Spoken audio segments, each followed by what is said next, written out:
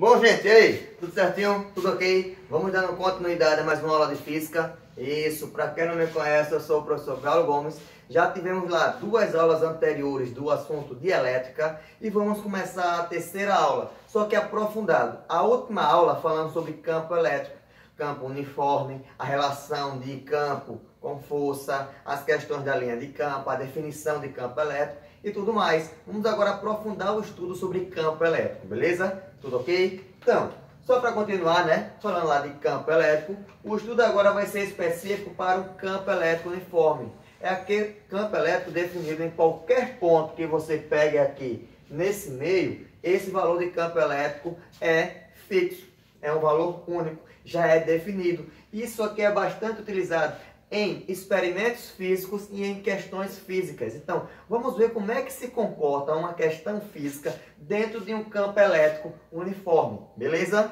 Ok? Só para definir, né? Importante se lembrar que eu tenho duas equações para encontrar o valor do meu campo elétrico. A equação constante vezes a carga dividida pela distância ao quadrado. E a equação onde fala que a força elétrica dividido pela carga de prova, eu vou ter o valor do campo elétrico. O que vai diferenciar de qual equação eu vou utilizar vai depender da minha, o quê? Da minha distância. Porque quando uma questão informa qual a distância que está ocorrendo, eu sei que é a primeira equação que eu utilizo. Quando ela não informa a distância, eu vou utilizar o quê? A segunda equação, beleza? Tudo ok? Tudo joinha? Podemos dar continuidade? Perfeitamente, vamos lá. Pegando uma questão aqui que é bastante utilizada, bastante importante mesmo.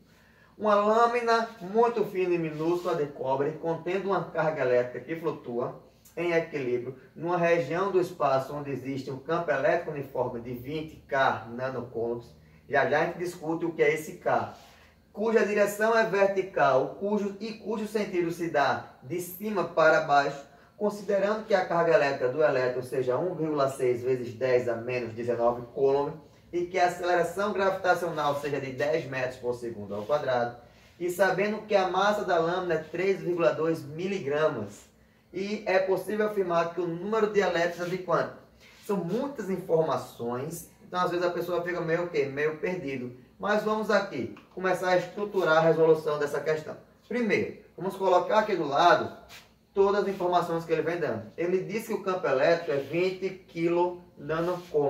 Então, primeira dica, quilo é um prefixo em que esse prefixo tem um valor definido. Quilo significa 10 elevado ao cubo. Perfeito. É carga elementar. Se lembra da carga elementar, que é sempre 1,6 vezes 10 a menos 19 coulomb? Anota aí. Gravidade 10 metros por segundo e a massa é 3,2 mg. Pessoal, é miligramas. Mili também é um prefixo com um valor definido. Mili significa que é 10 elevado a menos 3. Isso é bastante importante. É como se ele dissesse aqui. Agora vamos ver a compreensão do que a questão vem informando. Eu tenho aqui um campo elétrico. Nesse campo elétrico eu vou ter uma carga. Beleza. Um corpo com uma certa carga que eu não sei quanto é. Certo? Só que o seguinte, ele disse que nesse campo elétrico esse objeto está em equilíbrio estático. Vamos lá, relembrar. Pela segunda lei de Newton, quando um corpo se encontra em equilíbrio estático, logo as forças atuantes nele é igual a quanto? Zero. Significa que ele está o quê? Parado. Mas pensa bem, vamos já lembrar, se ele está parado, significa que todas as forças atuantes nele é igual a zero. Quais são essas forças? Vamos lá definindo. Para bem aqui, o campo elétrico é atuante para onde? Para baixo. Então, se tiver uma força elétrica, vai ser atuada para onde? Para cima. Mas, professor, como é que o senhor sabe que é a força elétrica? Porque ele não vem dizendo qual a quantidade do número de elétrons. E que eu saiba, elétrons são cargas negativas. Negativas se atraem com quem? Positivas. Então, a força está indo para onde? Para cima. O campo elétrico está indo para onde? Para baixo. Mas se essa força aqui, se esse corpo está em equilíbrio, significa que a mesma força que atua para cima tem o mesmo valor atuando para onde? Para baixo. E qual é a força que sempre puxa um corpo atuante para baixo, para a superfície? É a minha força o quê? Força peso. Isso mesmo. Então, a força elétrica é igual à força peso que mantém esse objeto em equilíbrio, mantém ele parado. Só lembrando, Como a questão não fala de distância, campo elétrico é igual a força vezes A, dividido pela carga. Dando continuidade, né? Vou isolar aqui a força. Força elétrica, vamos ter que força elétrica é igual a o campo vezes a carga. Pela segunda lei de Newton, força resultante é igual a massa vezes a aceleração. Como o objeto se encontra em equilíbrio, então quer dizer que essa força resultante é igual a quanto? Zero. Quais são as forças? Olha bem aqui, viu? As forças é força-peso, melhor ainda, força elétrica menos a força-peso. Força elétrica para cima positivo, força-peso para baixo negativo. Isso aqui é igual a zero. Isolei força elétrica. Então vai ficar força elétrica é igual a força-peso.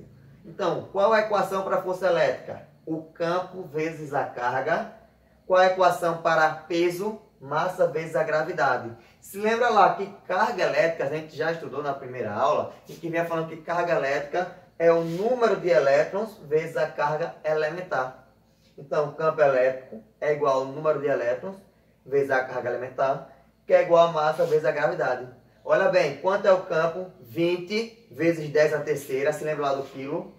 O número de elétrons eu quero encontrar. E a carga elementar, 1,6 vezes 10 a menos 19.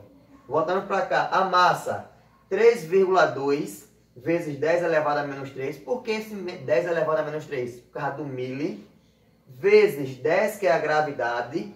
Tudo isso dividido por 10 elevado ao cubo. Por que dividido? Porque está em gramas. Eu tenho que trabalhar sempre em quilogramas. De gramas para quilogramas, eu divido por quanto? Divido todo mundo por 1000.